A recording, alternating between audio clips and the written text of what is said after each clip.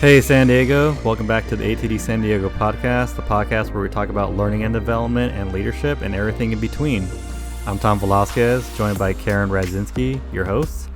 Today we have a really great show for you today. Have you ever thought about learning and development or working in the learning and development field, or have you ever caught the bug after you've given your first presentation to somebody and have them actually learn something? Well, today's show should greatly appeal to you. We have Shay Snyders on today. She is the current Department of Labor Veterans Transition and Assistance Program Site Lead. And anybody that's been in the military knows exactly what that is. She's got a very good story and some really good tips for anybody who's looking to make that transition. So if you're interested in L&D, please continue on listening and let's get to the show. All right, welcome back, everybody, to the ATD San Diego podcast. My name is Tom Velasquez. I'm the current technology chair with ATD San Diego. I'm joined here by Karen Radzinski. So, Karen, why don't you go ahead and introduce yourself? Hi, guys. I am Karen Radzinski. I am the ATD secretary for this year and for next. I am also an HR manager, and I'm very happy to be here. Great. And join us today is Shay Snyders, all the way from Japan. So we got to make sure that we thank her for her time. She is the Department of Labor Veterans Transition Assistance Program site lead and facilitator for the Okinawa Japan region. So Shay, welcome to the show. And I'm looking forward to talking to you about career transitions because a lot of people get attracted to L&D. So why don't you tell us why? Absolutely. Yeah. Thank you so much, Tom and Karen, for having me here on the podcast. The second edition, I do believe. So I think it's a great idea and I'm happy to be a part of it. And I'm also happy to reconnect back with the San Diego ATD chapter. I was a member kind of recently there, a little over a year ago. I called Southern California home. And so really love the ATD resource of being a part of the community. So really excited to reconnect with everybody. Well, welcome back from afar. Thank you. So why don't you go in and just tell us about yourself and your story and just what you do in the L&D field? Yeah, absolutely. Well, you shared my current job title, but I think it probably helps to go a little bit back in time and tell a little chronologically, because like many in L&D and kind of the topic we're going to touch on today, I did not start and launch my career in the L&D world. So I have meandered a bit to arrive where I am today. And there's some personal reasons and some professional reasons for that. So telling a little bit of my journey going all the way back, I studied at the Virginia Tech, so I am a Virginia native. Right. And yeah, exactly. Yep. So I've been on all the coasts. And I actually studied international relations and Spanish, kind of unsure what I wanted to do, thinking I wanted to go in the international development world. But a big part of my driving values has always been education. I'm a first generation high school graduate and college graduate, and that shaped me. Being a student really shaped me. And so when I got to the point of starting my career, I looked to the other side of that and I said, I feel like being a teacher might be a calling of mine. So I actually decided after my degree to go into the K through 12 classroom. And I did an alternative. Yeah, I went right in. I did an alternative licensure program called Teach for America. It's a great mission-driven organization which puts recent college graduates in underserved schools, typically low-performing urban or rural settings.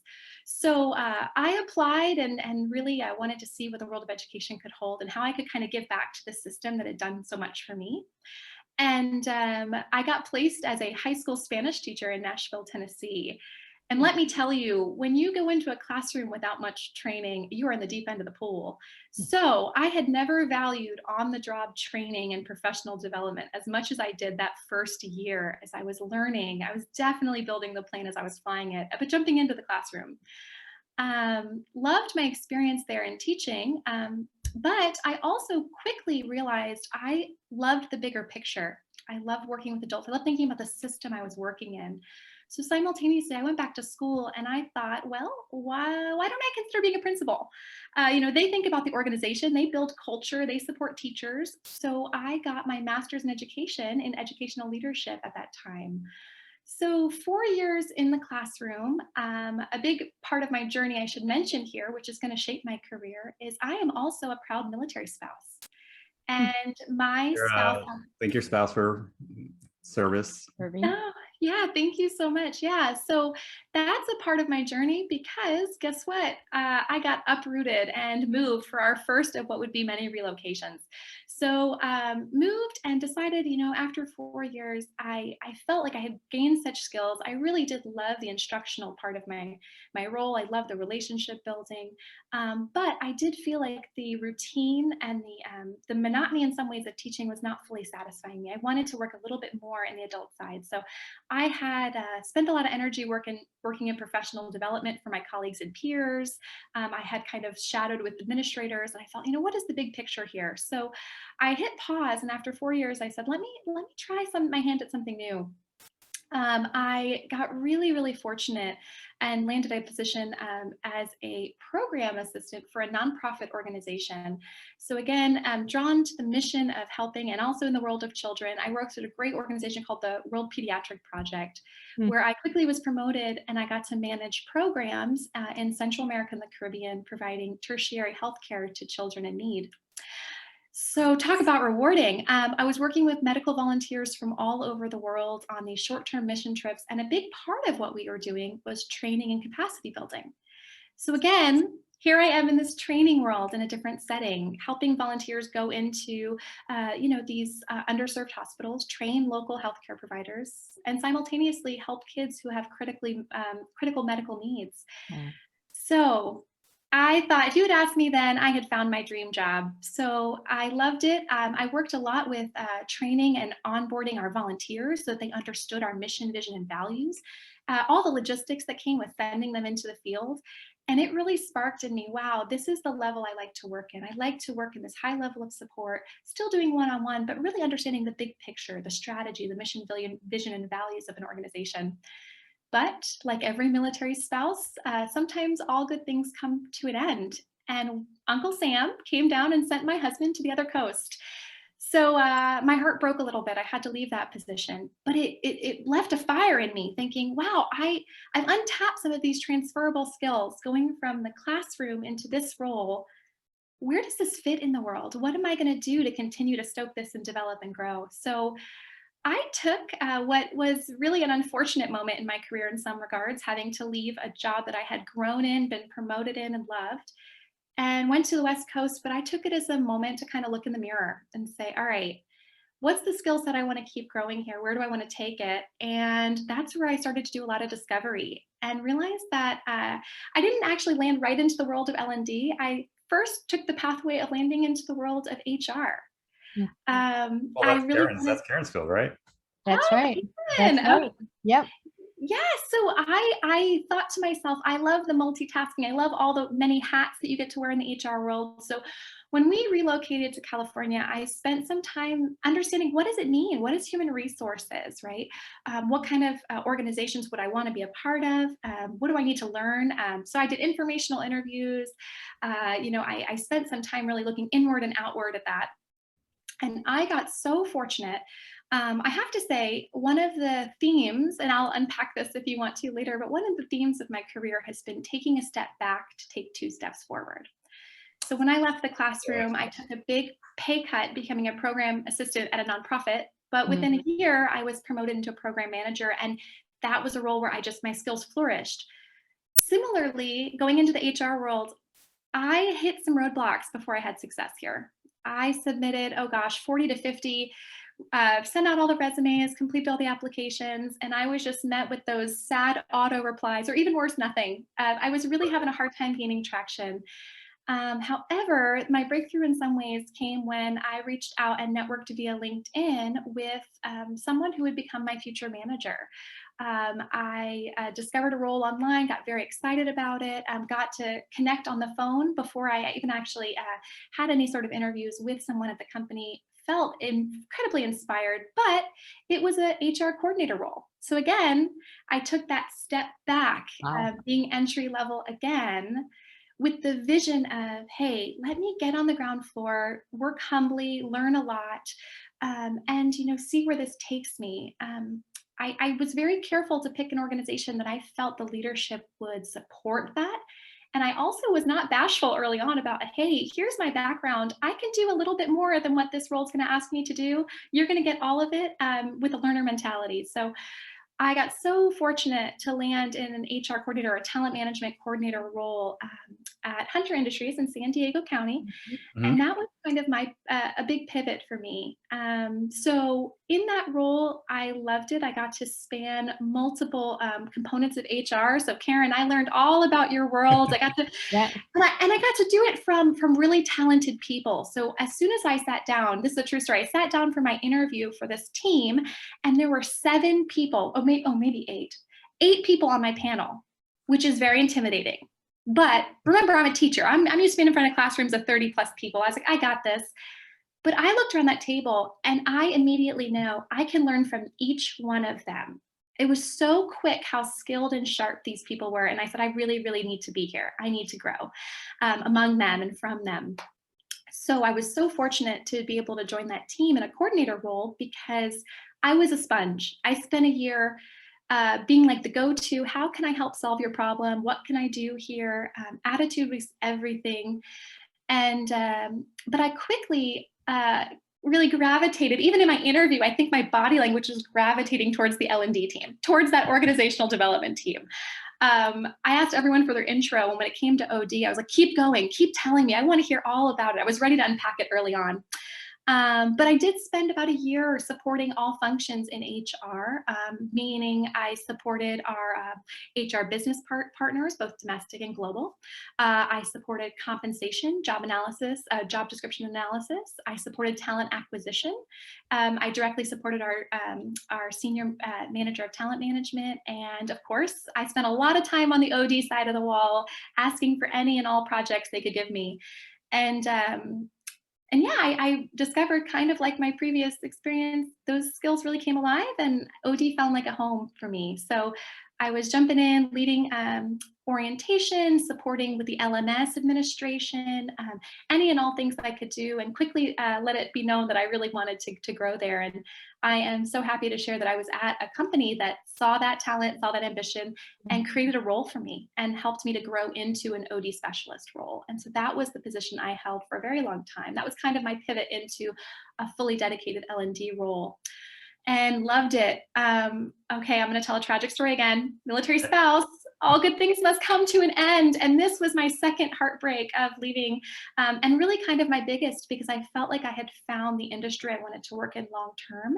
And I found a company that I knew if we hadn't had this interruption, I could have easily grown at this company for a very, very long time. So I was sad to step away from that. And even harder was the news we were moving to Okinawa, Japan. So I was thinking to myself, oh my gosh, I'm back to the drawing board. I don't know anyone in Japan. I don't speak Japanese. What am I going to do in the L&D industry to leverage my skill set? And you know what? I have to say, my meandering path set me up for success.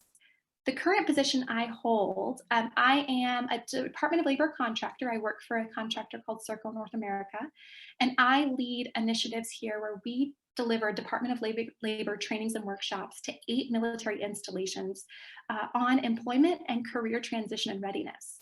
So we train service members and spouses who are preparing for their big transition from active duty service or reservist service to the civilian world.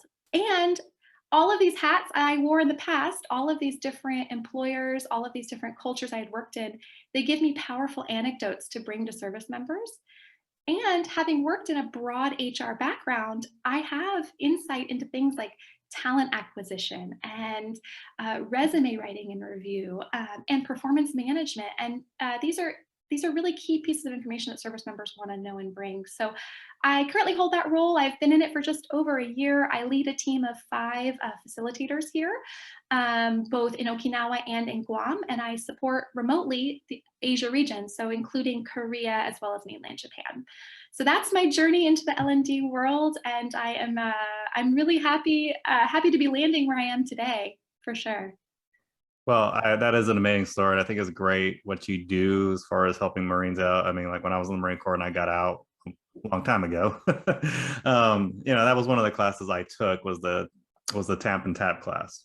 So it was a transitioning out. I fortunately had some skills that I picked up from the Marine Corps that I was able to bring into the private sector or the public sector. But I know a lot of Marines don't. But which is the subject of this conversation is that, okay, L&D is a really kind of huge umbrella as far as what you can do. There's organizational development, there's training facilitating, there's coordination, instructional design. Karen, help me out if I'm missing anything.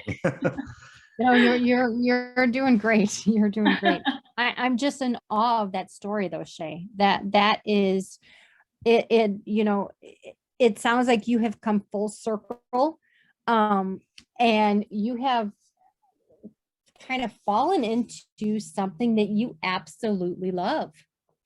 And I feel so grateful for it. Yeah, and it's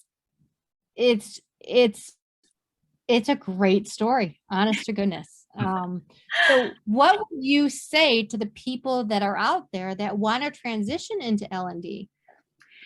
Because you even said that you started basically from a couple of times. So I can only imagine that you took quite a pay cut.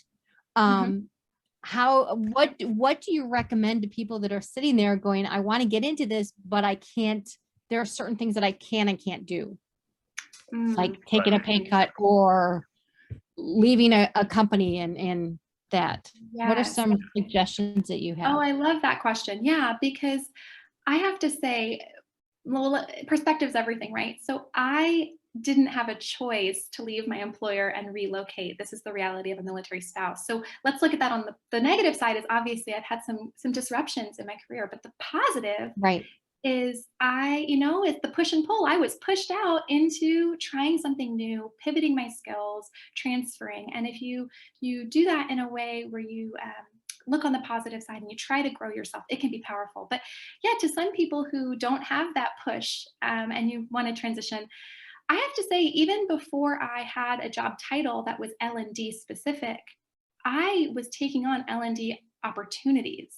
So when I was a classroom teacher, I was volunteering to help the incoming teachers do professional development. I was doing on-the-job coaching and training for them. It was just something I liked to do. I didn't know strategically then that I wanted the L&D professional in me was, screaming to be let out. It just made me happy to do that work. So I was seeking those in my employer. My job title was classroom teacher. It wasn't that I was going above and beyond to do that. Similarly, at the nonprofit I was at, I identified, we have some lack of consistency across how we're onboarding and training our volunteers. Let me streamline this. Let me design a program so that we have some set literature, some set milestones that these people are hitting in order to ensure they're understanding our mission, vision, values, right? That they've gone through an orientation process. So that was not my formal job title, but I took it on, right? I was driven to kind of build that skill set. And so those were before I was in the L&D world. So I would say some advice there is, look around you in your organization. What are some training opportunities? What are some learning and development needs? And how could you flex or extend to take that on or be a part of that? Because that is going to really, A, help you determine, do I like this work? And B, what kind of skills can I grow in that area? How can I sharpen myself? And eventually, that's something you'll speak on when you get that interview or things of that sort. Those were huge. Right.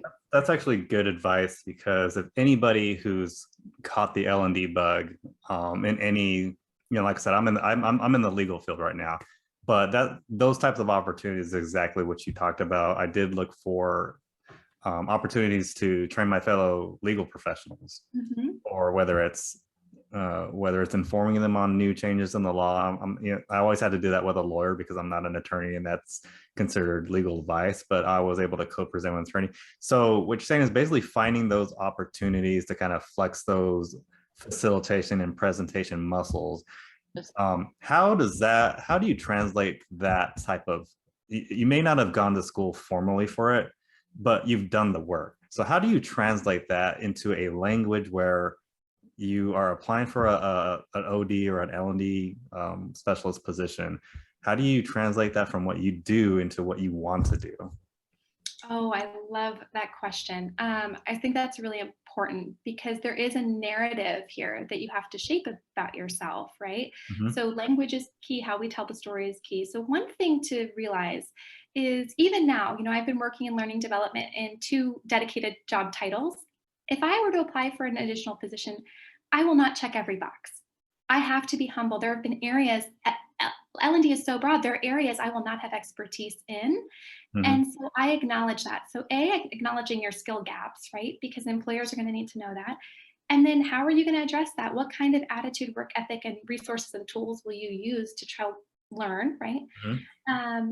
And especially, I have had multiple careers, so I know I'm not a specialist in any regard, but one of my superpowers, I think, is that quick learner mentality and that ability to dig in. So that's part of the story you tell, right? If you're really trying to break into L&D, is acknowledging the areas you will fall short of their requirements, but how you plan to address that.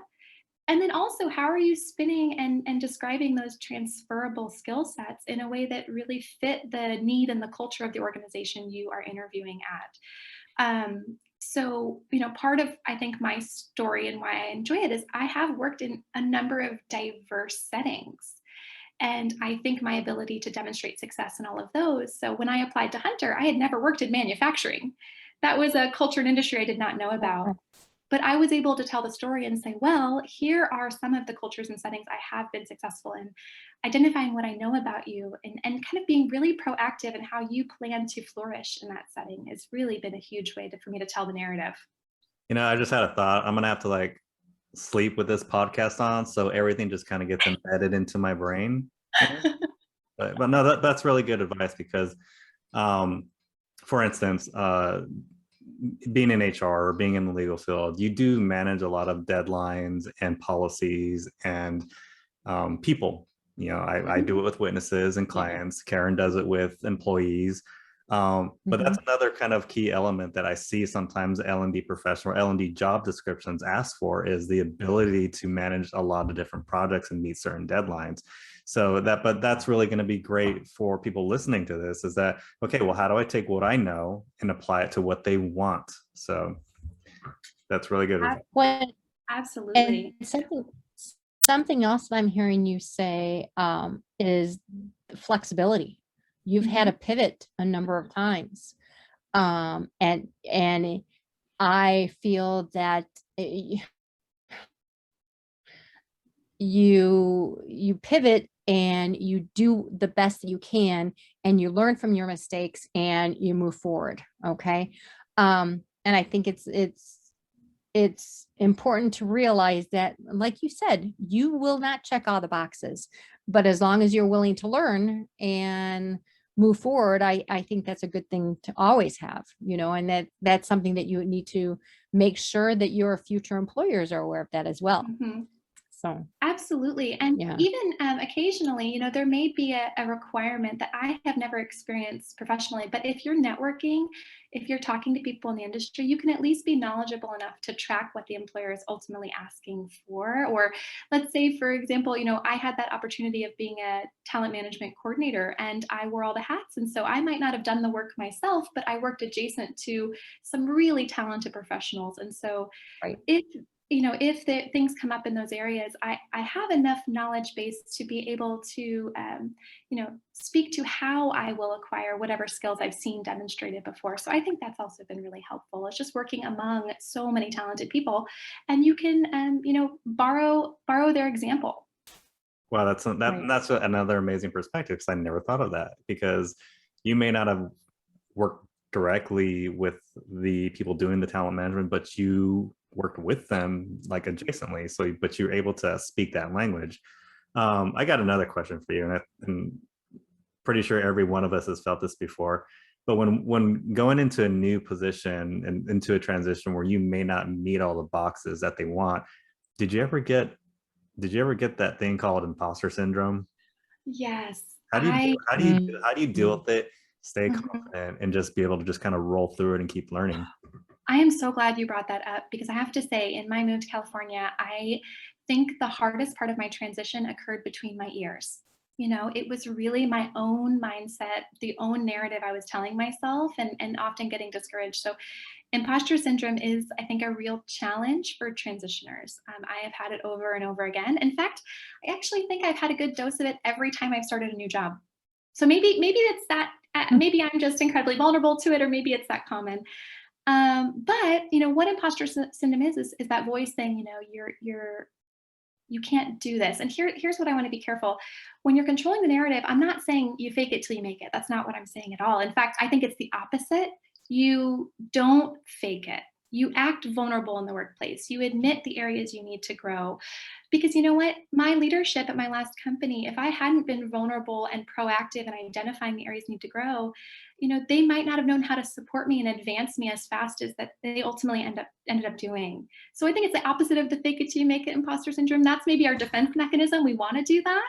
We want to pretend like we are going to just smooth sail. But I think if we're really self-aware, if we're really proactive with our employers, saying like, here are some of the boxes I don't check, here are steps or resources that could help me get there. I think that good management and good leadership is going to be excited about that conversation with you as an employee. They're going to be excited about the mindset you're bringing in, the attitude. That was my experience, I have to say. And I was really grateful to be in the culture I was at, where that level of vulnerability was really appreciated. No, that's actually a really great way to approach that, Karen. I mean, I don't know if you've ever felt that. I certainly have. Mhm. Yeah, yeah. And I, when you talk about your surroundings, and I've heard very good things about your previous employer, and yeah, so I think you were very lucky in that respect. Yeah. And I think to you're very piggyback lucky. off that, Karen, I now lead a team here in Okinawa and Guam. Our greater team that I work with in Japan has about 10 facilitators. And I have to say, over half of them, this is their first job in training and facilitation. So we have some career switchers, and I get the opportunity now to be their manager, their Wow. leader, and have those chats with them. What areas are you feeling weak in right now? What facilitation techniques? What knowledge? What skills? And it has been just one of the greatest highlights of my career to be able to kind of pay that mentality forward and modeling for them kind of the Right. vulnerability that I went through entering this industry, and encouraging them to bring that to me so that I can then support them so that they can be as successful as possible, because I'm mission driven. Ultimately, my team's success means we are providing a better service to our client, which is military service members and families, and they deserve it more than anyone. So it's been really Right. rewarding to come full circle in my current role in that. Well, I know they're in good hands. Yeah. Well, Yes, thank you. very much so. Yeah, I'm trying to learn from my journey as I, support others who are earlier in their L&D transition. Speaking of which, so you have some gaps. So say like someone knows they have some gaps, saying maybe they're not really good, maybe they're not really up to speed on what adult learning theory is, or Mhm. maybe they've only heard of ADDIE, and maybe they've even done it. They just never really Mhm. actually formally learned it. What are some really good resources that we can tell people who want to kind of like fill in those gaps? Where can they go? Oh my gosh, I love it. So I don't know if you set me up to talk about ATD, but guess what? Topics about to come up. Guilty.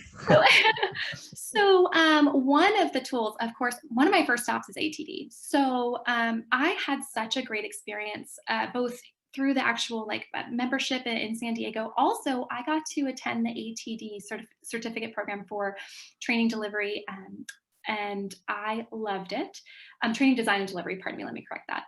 My employer sponsored that because that was one of the gaps I identified. So they helped provide me a resource to learn more.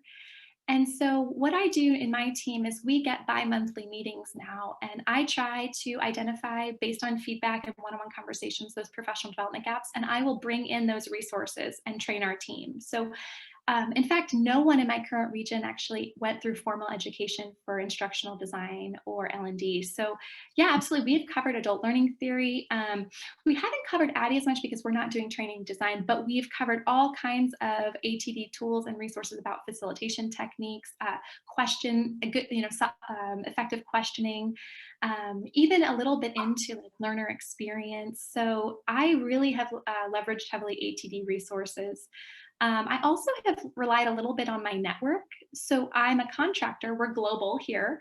So there are other people in my doing my role, my capacity all over the world. So I've reached out to those counterparts and said, hey, is your team having a challenge here, there? What resources have you used? So networking to gain resources and additional insights has been really huge as well.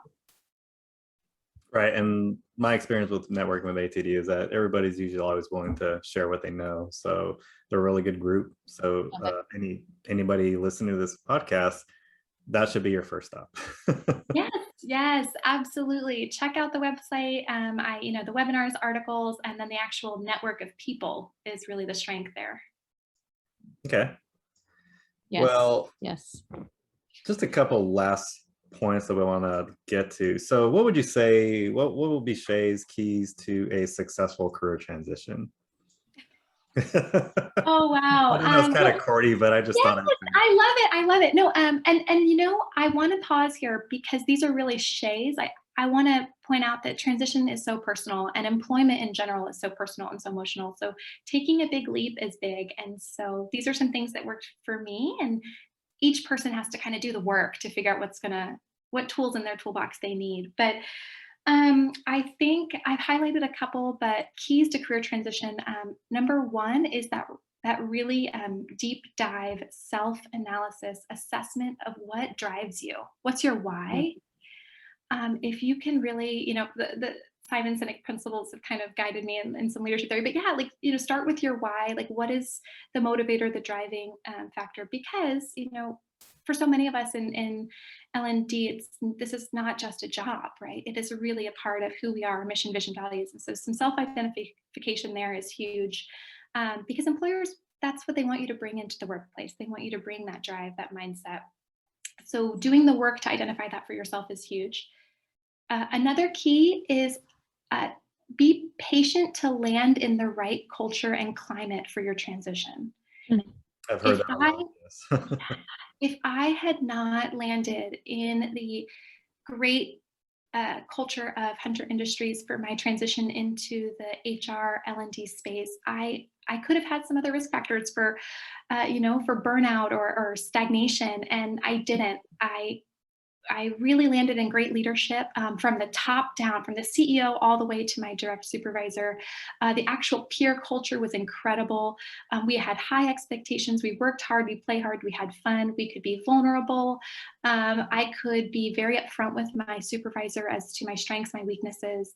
And they gave me a seat at every table so that I could learn and grow. And that culture was huge. So one of my keys is wait for the right fit. Because you want to be able to grow. So wait for an environment you can grow in. I think that's huge, particularly with the right leadership. And then the third one, I think, is— I love that, Shay. Yeah? Yeah, I love that. Wait for the right leadership. Don't just jump right away. Just believe in yourself that you can do it. Yes.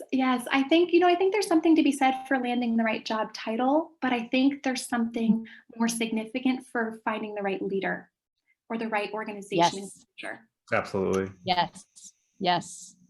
So that was pivotal for me. And then, I don't want to say this is a key for everyone, again, because circumstances can vary so much. But for me, as I shared twice over now, the taking one step back to take two steps forward has been it's not a career ladder, it's the career jungle gym or the career rock wall, as people say nowadays. And I hope my story is like you're visualizing me just on that crazy jungle gym of military orders, intersecting with career goals, intersecting with international moves. It's been a jungle gym. And so for me, taking that strategic moment to pause, assess, take a step back to take two steps forward has continued to be a tool for me. I've had some luxury to do that. I realize not everyone has those circumstances, but again, for me in my toolbox, I think that's a key. So those would be some of the big ones there. Yeah, thank you for that. I actually like that analogy. It's not a career ladder; it's a jungle gym or a or a wall to climb. But yeah, I think we're about out of time. And Shay, I just wanted to say that was a really good conversation with you. You really gave me personally some really good pointers, and pretty sure anybody that's listening to this will hopefully get some knowledge from you out of this. Karen, you got anything? And Shay, your energy is just so positive. Anybody that is listening to this, and wants to make this jump, you are just so positive that I feel that anybody can do anything. So thank you for sharing your time with us. Oh my gosh. Well, thank you for saying that, Karen. I think in my own transition and on this meandering road I've realized you can have all the support externally you want, but if you do not have a cheerleader between your own ears cheering yourself on, Right. it's going to be harder. And so I think I've cultivated it over time, having so many setbacks. So I Yes. appreciate you mentioning that. That actually means a lot to me, because that's been cultivated. That's come from hard work, I think, and Yes, some challenges in the you- journey. So thank you, and thank you Yeah. to both of you for this experience and opportunity. I love reconnecting with the San Diego community, and I appreciate all the great and thoughtful questions you brought today. This is a fantastic platform. I'm honored to be part of it. Well, we're really, I'm really Well, we are very thankful to thankful have that you. you're here. And thank you for the great conversation. It's been fun. Thank you. It absolutely has. Yes. Thanks, Shay. Thank All you, right, I Shay. appreciate the opportunity. Thank you. Bye. And that concludes our show. We hope that anybody who has been thinking about joining the L&D field learned something from Shay. She was very gracious and very informative to give us her wealth of knowledge on all the different transitions she's made and sharing her story with us. Be sure to look out or be on the lookout for new episodes that we will drop. The current schedule is once a month. Also, if you have any ideas for any shows in the future that you would like us to talk about, please leave a comment either on YouTube or on Anchor, and we will check it out. Until then, ATD, see you next time.